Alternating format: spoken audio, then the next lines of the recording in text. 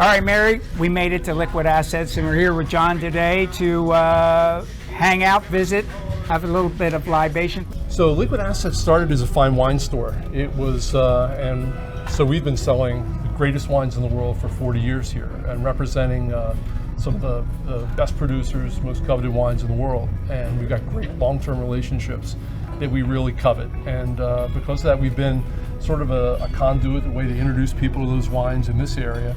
And that's our heritage. Yeah. And we just expanded that into everything that we do.